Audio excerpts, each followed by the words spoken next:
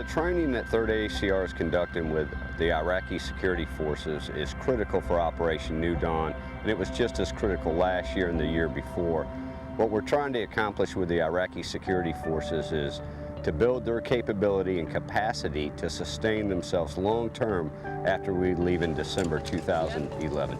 Well, I think the training opportunities, besides the obvious training effect with the soldiers, is also a cohesive effect, and it builds a esprit de corps and relationship between the U.S. forces as well as the Iraqi security forces. We are training the Department of Border Enforcement. They work for Ministry of the Interior. They're responsible for securing the Iraqi border, ensuring that that border is sealed, that nothing crosses it without the Iraqi government's consent. Right now they're doing basic police skills training.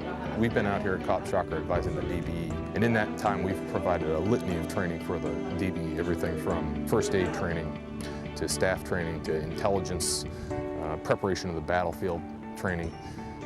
In this training that you see right now that Mr. Skefji, our law enforcement professional, is doing, is kind of the capstone event. We are validating their senior instructor so that on the 1st of February, when the brigade assumes all responsibility for its training mission, it's confident that it has capable, knowledgeable instructors who are able to go out and implement the commander's training plan. From the first and second tour that we were out here, it was more of the officers doing the hands-on with the soldiers. This time, a lot of the NCOs that we have AKIA are pretty competent, and they get out there hands-on with them, teach them step by step. So the NCO Corps is getting stronger. I help advise the Sergeant Major as he's going through.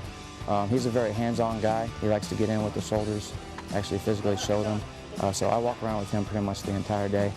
And as things I see that they could work on, I let him know, and then he kind of gives me an idea of what their TTPs are and how they like to do things. And then we just kind of have a dialogue back and forth. And then between the two of us, we know what's best for them. I like coming out here and seeing their aspect, how they look, how they train, and then we get to throw in, kind of our 2 cents and show them how we do it, and hopefully, they kind of follow the lead and start to do a little bit better. Coming out here, showing them, helping them get better with their training. I mean, that's one step closer from us leaving this country and them taking over and taking care of their own country. And I think that's really important to help get this country back on track and getting us home. This is my first time teaching to IPs, but I've taught this class numerous times to our soldiers. A lot of the times there's so much distance between let's say, an Iraqi police checkpoint and medical care. So when there's an injury, there's unnecessary deaths because they just don't know how to, for instance, stop the bleeding, which is the leading cause of death. I'm teaching these people how to do it and asking these Iraqi police to lay their arm on the line, so this way their fellow comrades can get stuck. Why not me?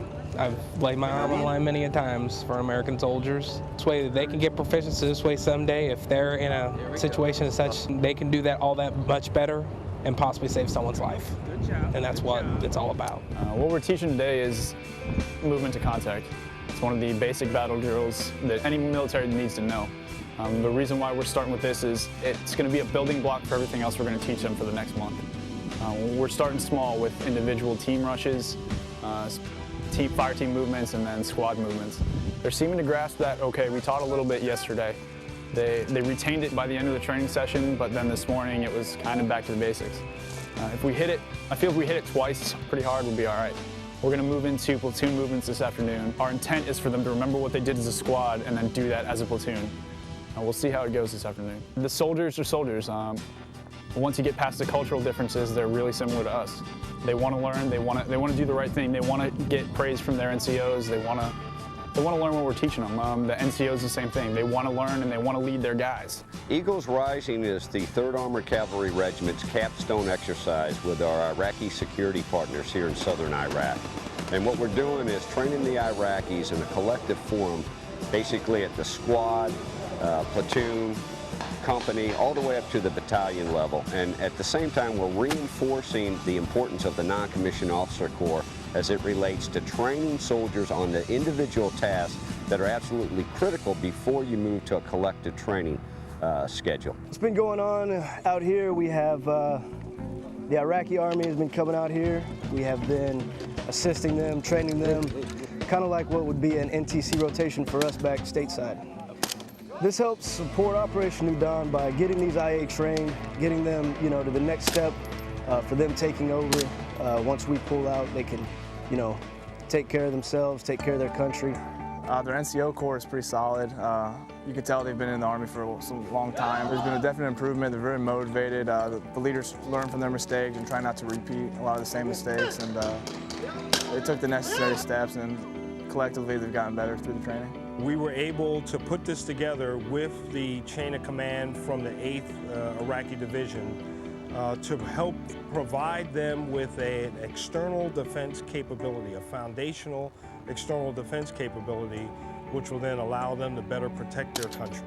And we have certainly seen the Eagles rise to the challenge of what the training is that we have laid out for them. Well, I think 3rd ACR's legacy is going to be that of a long-term enduring partner with multiple Iraqi units. We've served 4 years over here in 4 different locations, and we've had the opportunity to assist the Iraqi security forces, to include the IP, in numerous training events. We've been on missions with these guys, we've taken them out, and so I think the legacy that we're leaving is one of building stability and capability in the Iraqi security forces.